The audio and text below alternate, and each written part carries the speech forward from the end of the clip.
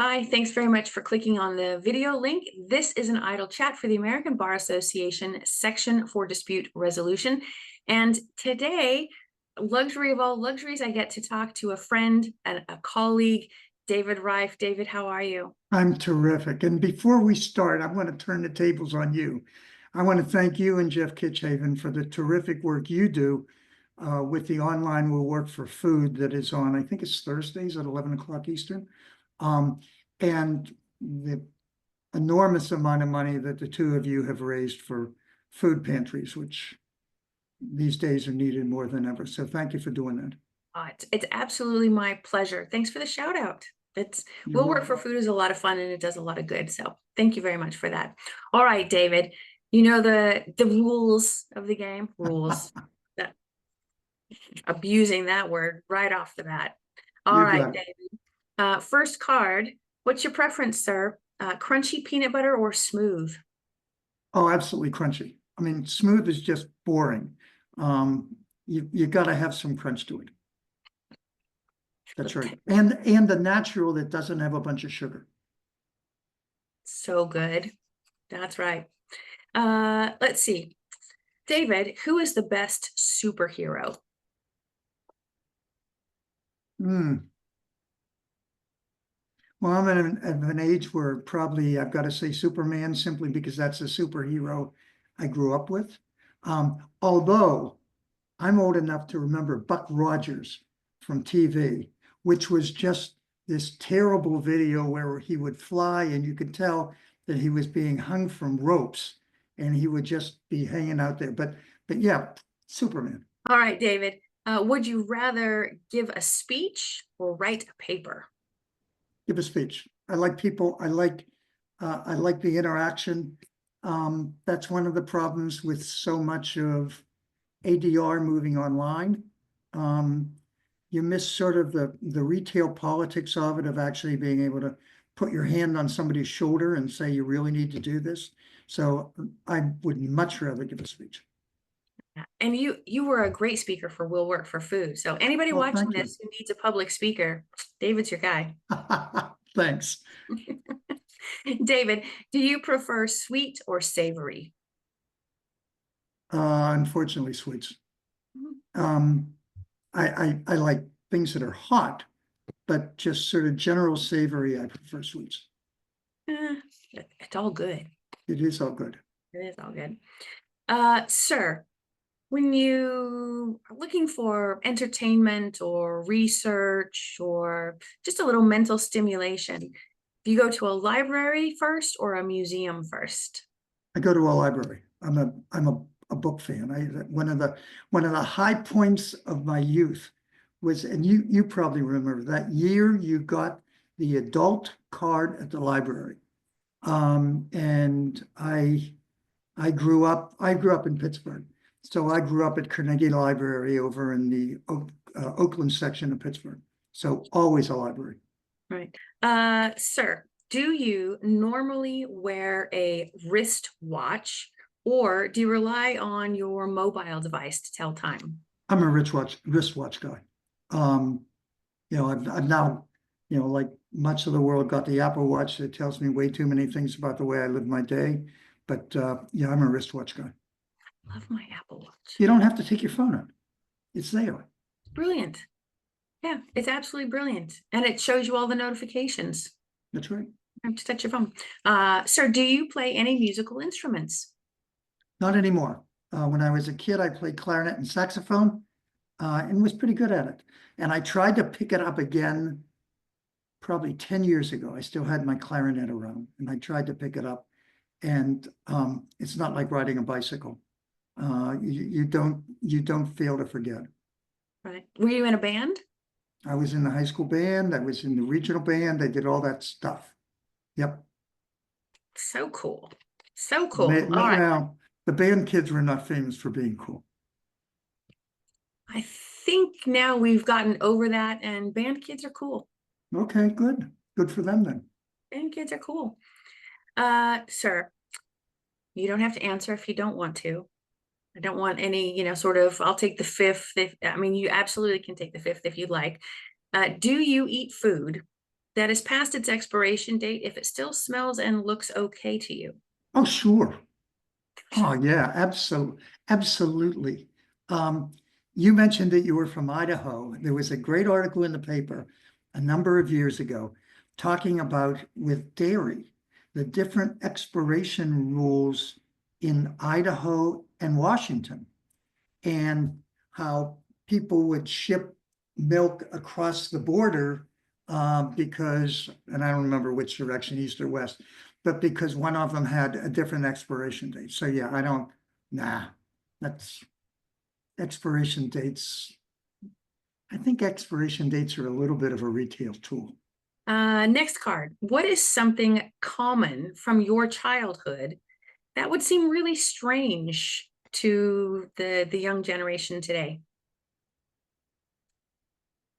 Well, I mean, an obvious one is the rotary phone, or even more than that, the party line. My grandparents had a party line, and so you would pick up the phone and there would be somebody else on the phone. And so you would, you would hang up in one of two ways. If it was the first time you picked up the phone, you would hang up quietly. If it was the third time you picked up the phone, you would hang up aggressively. But yeah, the concept of a party line would just never work.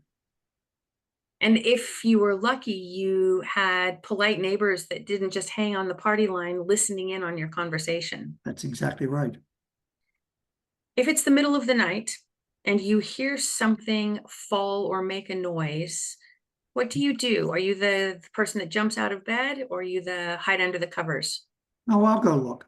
I mean, because it may, it may be something that fell off a shelf that is, I don't know, leaking olive oil onto the kitchen floor. So no, I'll go look. Go look. You're braver than I am. Well, I can also say that because we have an alarm system, and if somebody had tried to get in, the noise I would be hearing would be more than a bump in the night. Ah, yeah. My alarm system is the dog, and I send my husband. Sir, if money and practicality were not a problem, what would be the most interesting way to get around town?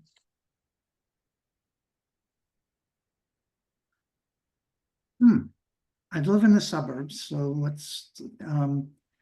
I think if it were New York and money and practicality was not a problem, it would probably, and practicality including that the streets aren't loaded with other traffic, it would probably be a driver, so that whenever I came out of whatever I was doing, there'd be a car sitting there for me, and I wouldn't either. Well, in New York, you get down and you catch the train at the subway stop, but or have to wait for an Uber. So I guess that would probably be it. Yeah, Not very interesting, but practical. No, but I could picture you also on kind of a Back to the Future Marty McFly hoverboard cruising through Midtown. I'm not sure if the sense of balance is still there. Sir, in online video meetings, are you dressed for work entirely, or only dressed for work from, the top up? All the way down, including if I'm wearing a suit, a set of robes. In part because I don't want that embarrassing thing where I need to stand up for some reason. The second is that it tells me that I'm ready, that I am there for work. And so, no, I dress the whole way down. Yeah, it flips that mental switch, doesn't it? Yeah, it does. Yeah. What is your favorite word, if you have one? Favorite word. I guess if it's one that is just sort of fun, as opposed to one that I use, it's onomatopoeia. I mean, just because onomatopoeia is just a great word. And my favorite legal term would be incorporeal hereditament. Again, just because, I wasn't a real estate guy, so I don't know what in the heck it means, but just because it's a great word. In terms of my real daily language, my favorite word is why. Just because, as professionals, I was a lawyer, I'm now a mediator, arbitrator. Why is really what we're asking, isn't it? And then when I was teaching law school, it was the same thing. I would tell students, if you come out of here with nothing else, come out of here with the question why. Yeah, curiosity, it's good stuff. Yeah. It's good It's stuff. it's that 4-year-old thing where they really keep saying to you why until it becomes a game and annoying. But it really does help you peel the onion down. David, what is the best compliment you've ever received? My best compliment was the time that I decided I wanted to be a trial lawyer. I was in law school. I was doing legal aid on a volunteer basis. I ended up trying a case in district court. And you need to understand, in those days, district court in Boston was if you got convicted, you got a new trial in the Superior Court. So it was no blood, no foul. And they weren't tried by prosecutors. They were tried by police sergeants. And I tried one, the judge, Judge Schulman, known among the bar as Screaming Sadie Schulman, found my client not guilty. And this sergeant turned to me and said, "Nice job, kid." And that's the best compliment I ever got. That is a really great compliment. Really great compliment. All right. David, let me ask you now the same question I ask everybody on the Idle Chat as the last question, and that is, what do you love most about the work that we do in the resolution industry as mediators, arbitrators? I think working, and I know this sounds like a cliche, but I think it's helping people find solutions. I spent 40 some years as a trial lawyer, finishing up my career as a litigator, and I think those are two different things. And you spent a lot of time fighting over things that didn't matter. I mean, using the mediation jargon, positions versus interests. And I think it's interesting to spend time, a lot of time, with people with disputes, helping them find what their interests are and helping them to work through. I mean, you know, a failed mediation isn't one where the parties don't reach a settlement. Failed mediation is one where they don't come out, where they come out and they're no closer. So, you know, they may have heard something from the other side that they didn't hear before. They may have touched on what a crucial issue is that lets them settle the whole dispute. But yeah, and that's what I like about it. And I like working with people. I mean, I like people.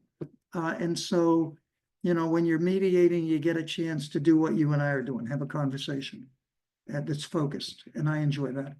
Well, and I don't think that's cliche at all. Even if it were cliche, we have cliches because they are truths. I think that's right. That's a good point. So I think that's a very fine answer. And if somebody wanted to learn more about your practice in particular or the resolution industry, what's a great way for them to reach out and get in touch with you? Sure. I think there's two places. I'm on LinkedIn, and although it's been on hiatus for about 3 weeks, I write a semi-weekly-ish, or I guess it's a bi-weekly-ish blog called ADR Highlights that talks about the literature in the federal court cases. And then the other place that's more fulsome is my website, reifadr.com. Right. And by the way, I read your blog and it's very good. Good, thank you. I'm glad that people are, and I enjoy writing it. I keep thinking that I ought to have AI do the first draft, and I said, you know what? You like doing it, write it yourself.